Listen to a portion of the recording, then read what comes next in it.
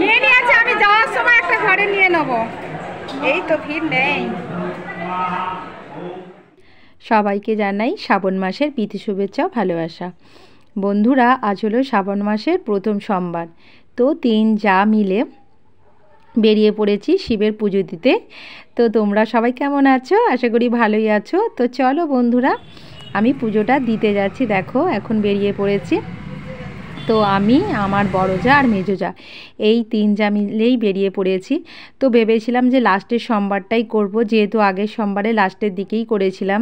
তো বড় যা বললো যে না চলো প্রথমটাই করে নিই, লাস্টেরটা তুমি যদি একা করতে পারো তো করবে। ও বড় জায়ের একটু অসুবিধা আছে, তাই জন্যই দেখো জায়েদের সাথে চলে আসলাম। যেহেতু ওরা বয়সে আমার থেকে বড়, তো ওদের কথা শুনতেই হবে। তো তাই জন্য আসলাম। দেখো মন্দিরে চলে এসেছি। তো এখন থেকেই আমি আমার ব্লগটা শুরু করলাম। তো এখন বাজে সকাল 9টার সময় চলে এসেছি। আর দেখো মন্দিরটা পুরো ফাঁকা। শিবরাত্রি হলে কি বলো তো বন্ধুরা, প্রচণ্ড লাইন হয়, মানে 2-3 ঘন্টা না হলে কিন্তু পুজো দেওয়া যায় না। আর নীলের বার হলেও অনেক ভিড় হয়ে থাকে, কিন্তু এই শ্রাবণ মাসের সোমবার যেহেতু 4টে বার আছে, তো অতটা ভিড় ছিল না। যাই হোক, পুজোটা দিয়ে দিলাম।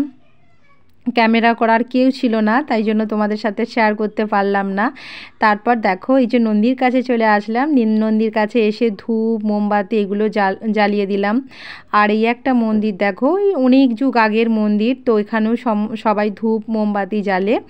তো নন্দীর কাছে কানে কানেও বললাম যে নন্দী শিব ঠাকুরকে গিয়ে বলো মানে সবার ভালো করো। আমার একার জন্য কিন্তু আমি কোনোদিনও প্রার্থনা করি না ঠাকুরের কাছে, সবার জন্যই, সবার মঙ্গলের জন্যই ঠাকুরের কাছে আমি বলি।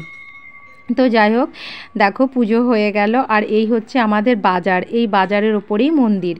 তো এখানেই মানে শিবরাত্রি বলো, নীলের বার যাই কিছু করি না কেন, এই মন্দিরেই কিন্তু পুজো দিতে আসি। আর দেখো শিব মন্দিরের পাশাপাশি আর একটা মন্দির আছে, বিশালক্ষী মায়ের মন্দির। তো এই মন্দিরে চলে এসেছি, এখানেও ধূপ মোমবাতিটা জ্বালি। তো এই মন্দিরে ঠাকুরকে যদি তুমি দেখো বন্ধুরা, মানে ভয়ে লোম কিন্তু খাড়া হয়ে যাবে। মানে মায়ের রূপটাই এতটাই ভয়ঙ্কর, মানে মন থেকে নিজের থেকেই মানে ভক্তি চলে আসবে। দেখো আর মানে ঠাকুরের পাশে যে রাক্ষসী দুটো আছে, বাচ্চা ছেলেদেরকে দেখালে কিন্তু তারা কিন্তু ভয় পেয়ে যাবে। আমরা তো বড়, আমাদেরও দেখো দেখলে মানে কি বলবো, গাটা ছমছমিয়ে ওঠে। রাতের দিকে হয়তো বন্ধুরা আমরা এখানে আসতে পারবো না, আর মায়ের দিকে তাকিয়েও থাকতে পারবো না। তো চলো বন্ধুরা, আমার সাথে তোমরা মায়ের কাছে প্রার্থনা জানিয়ে দাও কি তোমাদের মনের ইচ্ছা। তো তারপরে দেখো পুজো মানে মোমবাতি আরে দিয়ে এবার অন্য বাড়ি যাব। তো ক্যামেরাটা একটু অন্যভাবে ধরা হয়ে গিয়েছে, তো কষ্ট করে একটু দেখে নিও। তারপরে চলে আসলাম দেখো শীতলা মায়ের মন্দিরে। তো এখানেও ধূপ মোমবাতি জ্বালবো। এই হচ্ছে শীতলা ঠাকুর, আর এই মন্দিরটা আমাদের একদম বাড়ির খুব কাছাকাছি। তো বিয়ের পর থেকে এসে দেখছি মানে শিবরাত্রি বলো, নীলের বার করতে গেলে এই সব মন্দিরগুলোতে আমরা ধূপ মোমবাতি জ্বেলেই তারপর বাড়ি যাই। তো দেখো এই যে বড় জায়ের হয়ে গেছে, মেজো যা জ্বালছে, তো তার জন্য একটু ওয়েট করছি। আর এই যে দেখো আমি, এত গরম কি বলবো বন্ধুরা।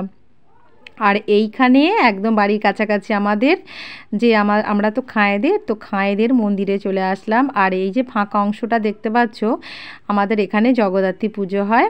আর এই হচ্ছে আমাদের মন্দির, আমাদের নিজস্ব মন্দির। তো ওপরে আছে রাধাকৃষ্ণের মন্দির। তো এখানে এই যে তুলসী মঞ্চটা আছে, ওখানে ধূপ আর মোমবাতি জ্বেলে একদম সোজা বাড়ি যাব। তো আর এই যে বন্ধুরা, আমার বড় যা আর মেজো যা বললো যে আমাদের একটা ছবি তুলে দিতে। তো ওদের একটা ছবিও তুললাম আর ওদের একটু ভিডিও করলাম। তারপর গুটি পায়ে বাড়ি চলে আসছি। এরপর যাব ডিউটিতে। তো বড় যা মেজো যা ছিল, আমি বললাম যে আমি একটু তাড়াতাড়ি চলে যাই, আমি গিয়ে আবার ডিউটিতে যাব। তো আমার তো ডিউটি করতেই হবে, আমি আর স্কুল বন্ধ করব না। তো যাই হোক, চলো বন্ধুরা ভিডিওটা পুরো দেখতে থাকো। দেখো ঘরের মধ্যে ঢুকে পড়েছি। তো এরপর করব আমার ঠাকুর পুজো।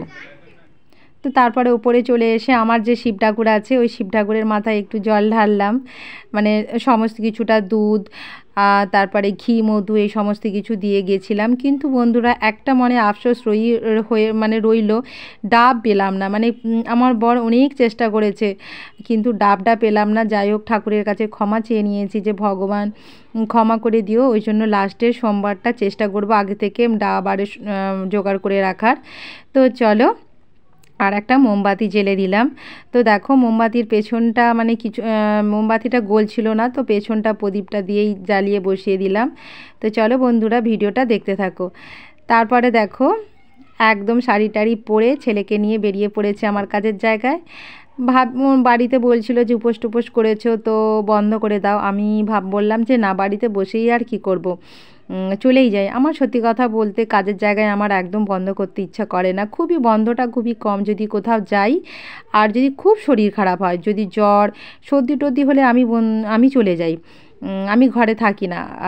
আমার একদম ভালো লাগে না। বন্ধ করলে মনে হয় দূর কী একটা যেন হলো। খুব শরীর খারাপ হলেই তবেই আমি বন্ধ করি, নচেত আমি একদম বন্ধ করি না। তো বর পৌঁছে দিল, বরকে বললাম যে না একটু পৌঁছে দাও। বর বললো যে ঠিক আছে উপোস করে আছো তো চলো পৌঁছে দিই। তো আমাকে পৌঁছে দিল। এখন গুটি গুটি পায়ে আমি যাচ্ছি। তো বন্ধুরা, আমি একটা বেসরকারি স্কুলে কাজ করি। তো তোমরা বলতে পারো যে ডিউটি আবার কি, তো তোমাদেরকে বলেই দিলাম। তো চলো ভিডিওটা পুরোটা দেখতে থাকো।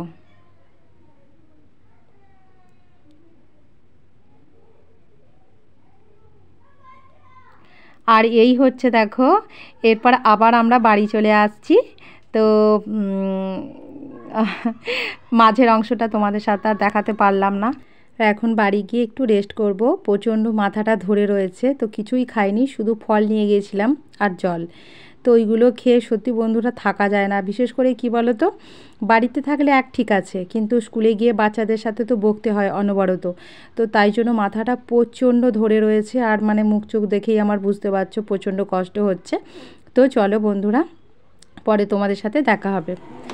এরপর বন্ধুরা একেবারে তোমাদের সাথে রাত 9:30 থেকে 9:30 বাজে এখন। তো এখন তোমাদের সাথে দেখা হচ্ছে।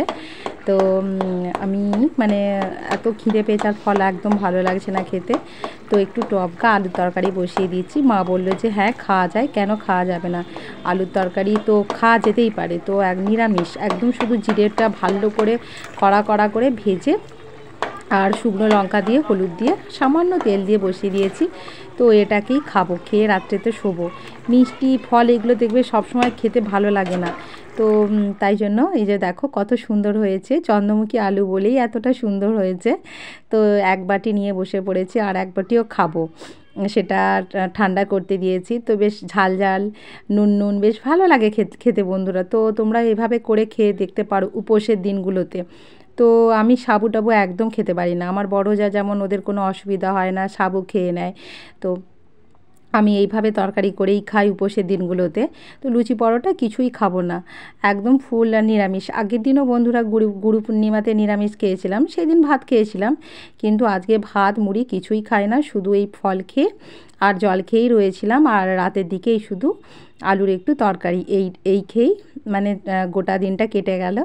তো এই যে দেখো আমি বসেছি, আমি ভাবলাম যে না একটু দেখাই। তো তো বন্ধুরা কি বলবো আর, যে কথাটা বলি বারবার। তো ভিডিওটা যদি তোমাদের ভালো লেগে থাকে লাইক অবশ্যই করো, আর কমেন্ট করে অবশ্যই জানিও আমার ভিডিওটা তোমাদের কেমন হয়েছে। ভালো হলেও জানাবে, খারাপ হলেও জানাবে। জানি না কেন এখন ভিউজ খুবই কম হচ্ছে, আমি কি ভিডিওটা সেভাবে করতে পারছি না নাকি মানে কি যে হচ্ছে সমস্যা, সেটাও ঠিকমতো বলতে পারছি না। তো মাঝে মধ্যে মনে হয় যে ভিডিও করা ছেড়ে দেবো, আর করবো না। আবার ভাবি যে না দিতে থাকি। ওই একটা কথা আছে না, মায়ায় পড়ে গেছি, ছাড়তে পারছি না, যে দেখা যাক কী হয়। তাই জন্য ভিডিও করি। তো প্রতিদিন এখন ভিডিও আর পোস্ট করতে পারছি না। তো চলো বন্ধুরা এটা পরের দিনকার ভিডিও, রাতের দিকে আর কমপ্লিট করিনি, ভিডিওটা শেষ করিনি। তো ঘুমিয়ে পড়েছিলাম, বলছিলাম প্রচণ্ড মাথার যন্ত্রণা হচ্ছিল, ভিডিওটা শেষ করা হয়নি। আর এটা দেখো তারপরের দিনে। তো এখন বাজে সকাল 10টা, আর আজ হলো মঙ্গলবার। আর ভাবলাম যে না, কালকে পুজো দিয়েই ভিডিওটা শুরু করেছিলাম, আজকে পুজো দিয়েই শেষ করব, তাই জন্যই আমি তোমাদের সাথে একটু শেয়ার করছি। তো দেখো বিভিন্ন রকম ফুল দিয়ে আমার ঠাকুরগুলোকে সাজিয়ে নিচ্ছি। তো সাদা ফুল আর হলুদ ফুল শিব ঠাকুরকে দিই আর শ্রীকৃষ্ণকে দিই। তো শিব ঠাকুরের সাদা ফুল দরকার আর কলকে ফুল, তো হলুদ অন্যান্য ফুল থাকে কিন্তু সেগুলো নেই বলে ওই জন্য কৃষ্ণকে হলুদ ফুলই দিই। আর এই যে খাবারের বাতাসা আর জলেতে একটা করে তুলসী পাতা ফুল এইগুলো কিন্তু দিয়ে থাকি। আর জয়গুরু ঠাকুরের গুরু যেহেতু জয়গুরু ঠাকুর আমরা দীক্ষিত, তো পায়েতে তুলসী পাতা দিয়ে দেবো। তো বন্ধুরা দেখো ভিডিওটা এখানেই আমি শেষ করলাম। তো চলো টাটা বাই।